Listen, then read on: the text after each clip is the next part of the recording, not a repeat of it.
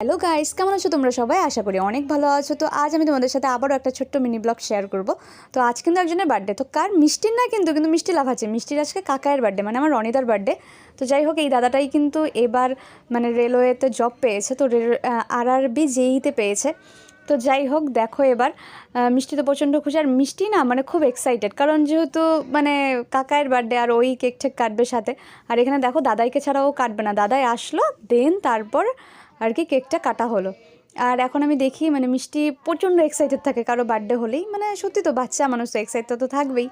আর সাথে আমরাও, আর কোনো আয়োজন করা হয়নি, জাস্ট পায়েস করা হয়েছিল নিয়মের জন্য, আর কেক কাটিং করা হয়েছে, আর আমরা নর্মালি কেক খেয়েছি। আর পার্টি টার্টি দেবে না, বাট এমনি পার্টি দেবে, চাকরি জব যেহেতু লেগেছে তার জন্য এমনি একটা পার্টি দেবে পরে। তো জানি না কবে দেবে, তো যখন দেবে তখন ওটা তোমাদের সাথে শেয়ার করব।